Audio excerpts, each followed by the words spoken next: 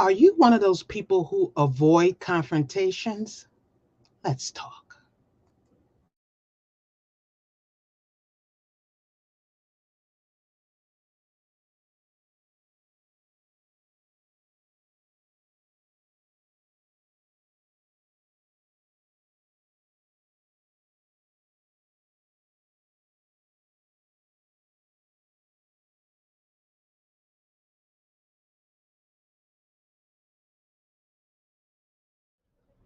I am your poetic haiku host, Kim B. Miller, the first African American poet laureate for Prince William County, Manassas, and Manassas Park, Virginia, award winning spoken word poet, facilitator, speaker, teaching artist, author.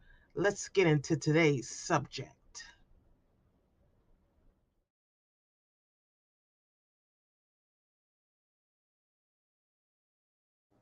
Hi, welcome, welcome. Running a bit late today, computer issues, but we are here. Thank goodness. So these are for, and if you are not one of those folks, please still feel free to stay and join us in the comments. But are you one of those people who avoid confrontation? And if you are, let's dig down a little bit. And just so you know, this was a subject that was suggested by one of the listeners who asked me to cover this. So I do that if there's something that you feel that you'd like me to talk about. You never know where I'll go with it though, but feel free to let me know that as well. So, anyway, back to the subject. So, you feel that you're not one of those people who like confrontation. First of all, those of us who don't mind it don't like it. There are some people who love it and, just live for the fact that they can argue with somebody. But in general, most people just don't like it, but they have a process to which they deal with it. So, just to put that out. Anyway, for those of you who don't like it at all, I'm going to ask you a few questions for you to think about for you because only you can answer it anyway. So, you know how that works. Self reflection, etc. Are you afraid of confrontation or are you afraid of saying no because you don't say no too much of anything? Question one. Question two. Are you afraid of hurting someone's feelings? Question three. Is it really about the confrontation or is it about standing up to someone that you like? And all those questions, they may not all be yeses, they may all be nos, but a lot of that is going to lead you to your information. Is this really about the confrontation itself or is this something about you? Because even if you avoid confrontation and you're the person who I'm just not going to be the one and I'm just not going to be doing all that, doesn't mean you're not getting confronted. It's just that you are not answering the call. What do I mean by not answering the call? Once people realize, because as we've learned through great poets, you teach people how to treat you. Once you've taught someone that you are a person who avoids confrontation, they may use that as a tool to work against you, to walk over you, because they know they can say or do whatever they want because you're going to avoid confronting them. And that brings up a whole nother series of problems. I'm not that. Don't. I'm just telling you what the result of that sort of thinking is. Does that mean you have to be all in your face and you know who you're dealing with? I ain't the one, the two, the three. I'm not talking about any of that. I'm talking about you need to find a way to speak your piece, whatever way you feel comfortable doing it. And maybe you'll have to practice it, and maybe you'll have to come up with simple snippets of things that make you feel comfortable. But not standing up for yourself or someone else that you know is in a bad situation is really not the best way to handle it in all situations. Sometimes it's just better just to let it go. Absolutely. But if every time something comes up you let it go, ask yourself, are you afraid of confrontations? Let it go sometimes, yes. Let it go every single time. I question whether or not you are willing to speak up for you or for someone else. And that doesn't make you a horrible person. But if you don't look back as to what is causing that, you'll keep doing that and not even realize you're doing it. But unfortunately, the person who may be manipulating you got you down, boop, target acquired. I'll say this, do this, because they're not going to do nothing because they don't like confrontation. Watch this. And you, the unwitting victim or witting victim, knowing victim, being a party to this situation. So you say, okay, Kim, maybe that's me, maybe that's not me. What do I do about it? First, you got to get to the root. Too many people cutting off weeds at the top and then wonder why they come back every year. Get to the roots. Why do you feel secure in not saying anything? Or why do you feel insecure about your own opinion or voicing yourself or whatever it is? Because there's roots to this normally. Get to the root so you can find out how to cure it. If you find out, maybe you look back and you self-evaluate and you say, wow, when I was, younger, there was no opinion necessary and, seen, not heard, blah, blah, blah. So I kind of grew into that philosophy. And each time I spoke up, I got shot down. So now I kind of just protect my peace. Very understandable. Very understandable. But as adults and as we get older, if you're a teenager watching this, as we get older, we have to find a way to make our point and find our voice and to be fair about it. Because everything doesn't have to be a battle either. I'm not talking about jumping in people's faces and cursing and getting in fight. None of that. I'm just saying finding a way to comfortably say, I disagree with that.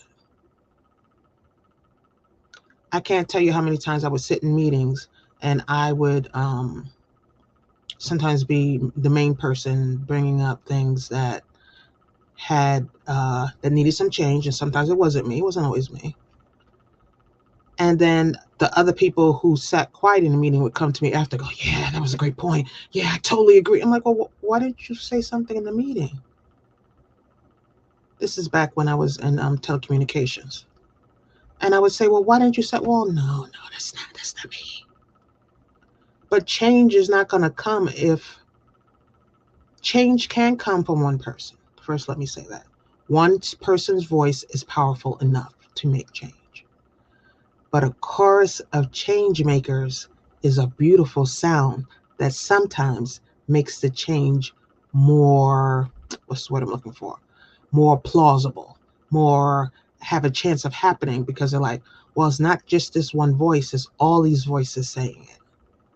So if you see someone out there by themselves on a limb, so to speak, speaking something that you absolutely agree with, absolutely concur, absolutely see their premise, agree with the premise, agree with what they're saying, then join them.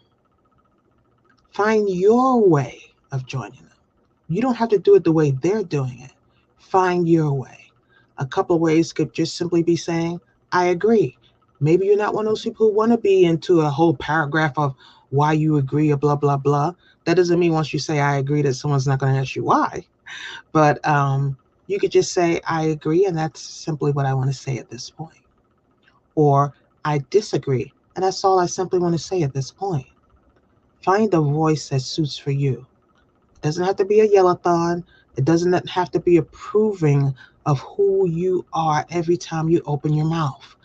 I think we have become a society of, you're this person, prove it every time you say something, prove it, back it up, 15 levels of fact.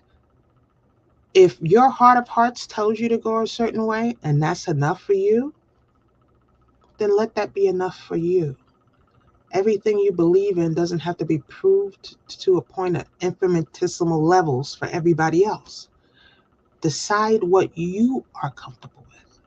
But first, are you willing to do the work that's necessary to look back? Because really, that sounds like a trauma response, a lack of being willing to confront someone. And when I say confront someone, I mean, an example. Hey, I disagreed with what you said, and I've come up with an alternative that I think would be more beneficial for us to do. Simply stating what you want why you want it, why you agree or why you disagree can go miles for you. But someone else can't cover you the way you cover you. So when you find a way to explain how you feel and own it, it doesn't have to be loud, it doesn't have to be boisterous, it doesn't have to be conceited, it doesn't have to be arrogant. It can be soft, it can be quiet, it can be elegant, it could be rough, it could be a literary masterpiece, it could be a butchering of every sentence. None of that matters as long as you feel comfortable with what you said and how you addressed it. We spend so many time trying to look a certain way to someone else, we forgot how to look for us. How do we feel about what we said? How do we feel about how we address this situation? If everybody, I've said this before, if everybody is happy but us, nobody's happy. And a lot of times, even though you haven't said your piece and you've caused no waves, you're still not happy. Because at the end of the day, you're like, I didn't say what I wanted to say in a way that I wanted to say it because I wasn't sure how to say it. Maybe you were angry at the time and you didn't want it to come out that way. Then find a way to calm yourself down in the moment to say some of the things that's necessary for you to be heard. You deserve to be heard. You matter. So when you allow someone else to take your voice away, you give them too much power. That is power they should not have. No one should have the right to speak for you when they're not speaking correctly for you. But if you sit by and allow them to, they'll do it again and again and again. So finding your voice. Again, a lot of people think confrontation is about this battle. It's about this, I'm gonna tell you something. It's not about that. It's about finding a way to say for you what is important to you. And take away the word confrontation and make it discussion.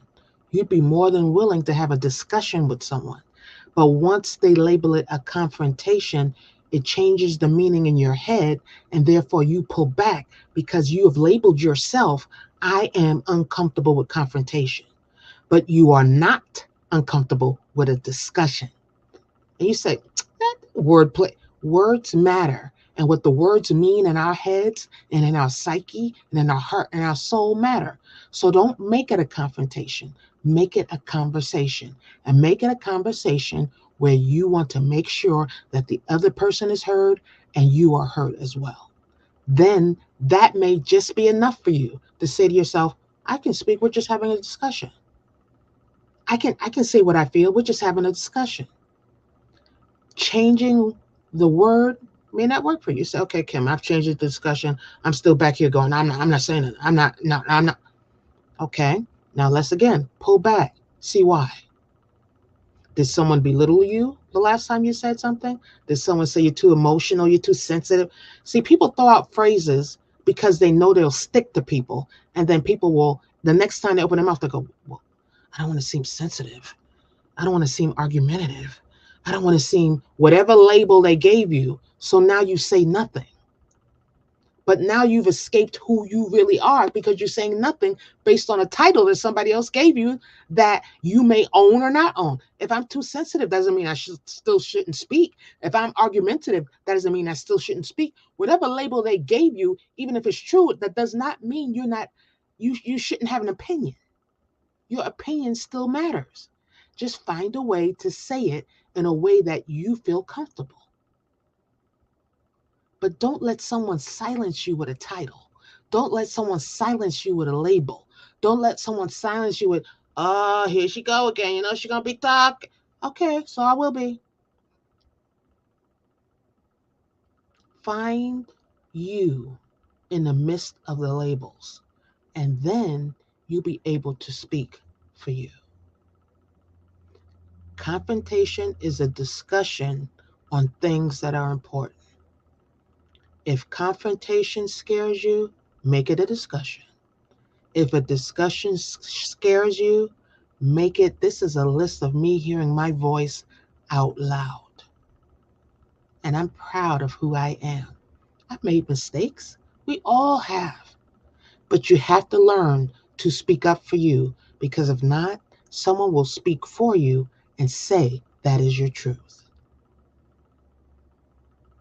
And I've seen too many people being miserable saying, I wish I had said something. I shouldn't have sat there. I can't believe I didn't. You can't go back. But starting going forward, decide and practice it literally out loud. I'd rather not get into that discussion, but I'd really like to address this. So you can redirect those conversations that get taken from you and say, oh, you're talking about this. I would really like to redirect the conversation to this. This is what I would like to say. And then say your piece. You always have something to let them say their piece. I can appreciate the fact that it sounds that way to you, but I don't always do that. So I'd like to redirect the conversation to this point here. Redirecting the conversation to what your point is will help you express what you're trying to say. Don't let someone hijack every conversation you have with the points they are trying to make because those points are not relevant. They're not relevant to the conversation. So don't let them steal your joy. But they can't steal your joy, only unless you give them the pen, the paper, the rights, the lyrics, the copyright, the trademark to your joy. So don't give it. Don't give it. Well, as always, it's always a pleasure talking to you. I do this podcast for 17 minutes because I'm a lover of haiku. And I figure if you can write something in 17 minutes, you can absolutely do a 17-minute podcast. Y'all take care. Always a pleasure. And again, if you have a topic you'd like me to cover, let me know.